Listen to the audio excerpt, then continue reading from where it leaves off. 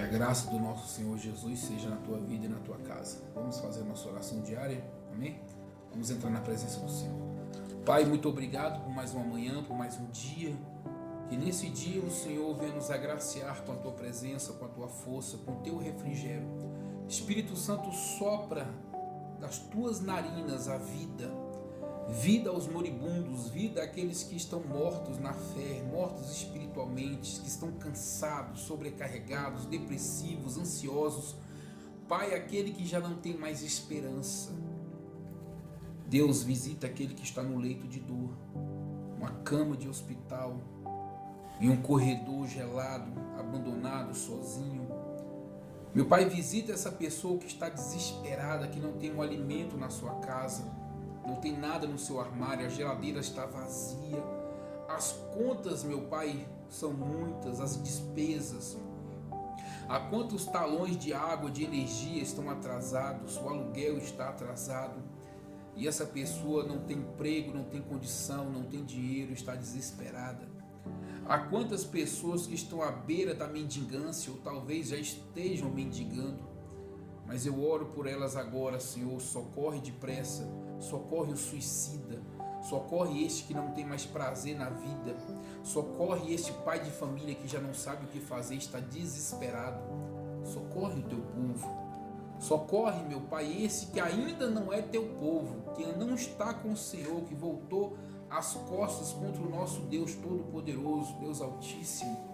Mas eu te peço, meu Pai, pela grande misericórdia, pela abundância da tua graça, alcança a cada um agora, em nome do Senhor Jesus, porque para isso o Senhor nos constituiu nessa terra como boca do Senhor, como boca de Deus, para trazer a tua palavra e o teu refrigério e a intercessão por essas almas. E assim nós fazemos em nome do Pai, do Filho e do Espírito Santo, em nome de Jesus. Meus irmãos, que Deus abençoe. Não esqueça de compartilhar essa palavra, palavra poderosa, palavra de vida, é a palavra do Senhor. Eu quero compartilhar com vocês o que está escrito em Isaías capítulo 61. É algo muito forte, é uma palavra voltada para pastores, para líderes, para homens e mulheres de Deus. O título é As Boas Novas da Salvação. É o que eu mais gosto de pregar, é sobre salvação. O Espírito do Senhor Deus está sobre mim, porque o Senhor me ungiu para pregar boas novas aos quebrantados. E enviou-me a curar os quebrantados de coração e a proclamar libertação aos cativos e pôr em liberdade os algemados. Entenda que quando ele diz que o Espírito de Deus está sobre ele, porque o Senhor ungiu, ou seja, derramou um óleo, deu a ele uma unção de autoridade para pregar boas novas aos quebrantados, aqueles que estão com os corações dilacerados, corações quebrados, corações contritos, corações que precisam de cura. E enviou-me a curar os quebrantados de coração, a proclamar libertação aos cativos. Esses cativos, eles não estão apenas se referindo a pessoas que estão num presídio, numa cadeia, não. Ele está se relacionando também a pessoas que estão cativas numa depressão, numa tristeza, numa ansiedade, numa obesidade. Pessoas que estão presas numa anorexia, numa doença. Pessoas que estão infelizes no seu casamento, na sua vida cotidiana. Também são cativos, cativos de Satanás, cativos de um remédio, cativos de uma droga, cativos de uma bebida. Então são esses cativos, aqueles que precisam da libertação, tanto física como espiritual. E pôs em liberdade, pôr em liberdade os algemados, e apregoar o ano aceitável do Senhor e o dia da vingança do nosso Deus, a consolar todos os que choram, e pôr sobre os que em Sião estão de luto uma coroa ao invés de cinza, óleo de alegria ao invés de pranto, vestes de louvor em vez de espírito angustiado, a fim de que se chamem carvalhos de justiça, plantados pelo Senhor para a sua glória. Edificarão os lugares antigamente assolados, restaurarão os de antes derrubados, e renovarão as cidades arruinadas e destruídas de geração em geração. Isaías está é contemporâneo, ele está na mesma época de Neemias, de Jeremias, de Daniel, ele está mais ou menos nesse mesmo período. E quando ele fala essas boas novas, ele está se referindo a Israel, que passou por uma guerra muito grande, de Nabucodonosor, do rei Dario e de todos aqueles inimigos que haviam ali. E agora ele está dizendo aqui no versículo 4 de Isaías 61, edificarão os lugares antigamente assolados. O que é estar assolado, pastor? Assolado é quando não tem mais ninguém, está vazio, está abandonado, está em ruínas, está destruído, covil de raposas, local onde não tem mais pessoas, não tem mais alegria, não tem mais nada, lugar deserto. Edificarão os lugares antigamente assolados, restaurarão os de antes destruídos. Ou seja, Neemias começa a reedificar os muros. E renovarão as cidades arruinadas, destruídas de geração em geração.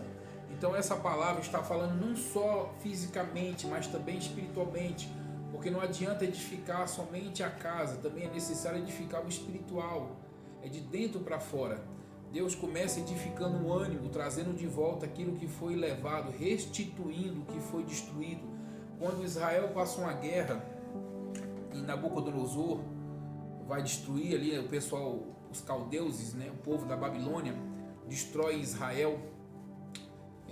Não foi apenas uma derrota física, mas também foi uma derrota moral e espiritual, porque aquele povo já não andava mais com Deus, e Deus usou Jeremias para estar instruindo aquele povo, mas eles mataram os profetas, espancaram Jeremias, prenderam Jeremias e não deram ouvidos a Deus.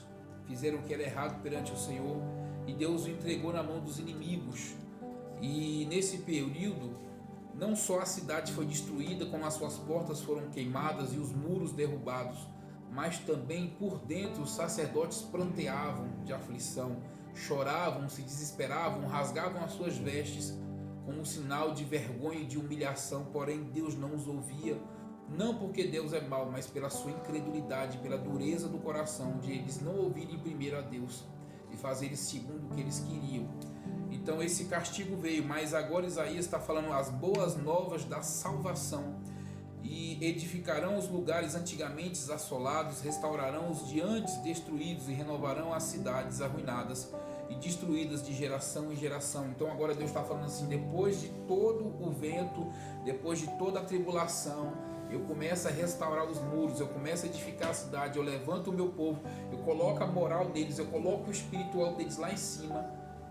E a Bíblia é bem clara quando disse isso: se o meu povo que se chama pelo meu nome se humilhar, me buscar, se arrepender dos seus maus caminhos, veja que Deus coloca condições, então eu ouvirei dos céus, descerei na terra e sararei a sua terra. Então Deus desce na terra para sarar a terra, mas para isso é levantado um profeta como Isaías, que diz que o Espírito do Senhor Deus está sobre ele, porque o Senhor ungiu para pregar boas novas. O que é boas novas? Novas palavras, novas notícias, coisas que irão nos animar.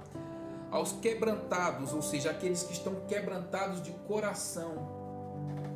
E pregar boas novas aos quebrantados. E enviou-me a curar os quebrantados de coração e a proclamar libertação aos cativos e pôr em liberdade os algemados, não só fisicamente. Agora o povo começa a regressar da Babilônia depois de um exílio de 70 anos. Eles começam a voltar para Israel, para Judá, para reedificar toda a cidade com a moral lá em cima, né? E Isaías está ali para levantar esse povo e edificar toda essa gente na presença de Deus mais uma vez. É isso que o Senhor faz, levanta intercessores e profetas para levantar o povo dele. Que Deus abençoe, que essa palavra seja forte no teu coração, em nome de Jesus. E tenha um bom dia em nome do Senhor Jesus. Amém.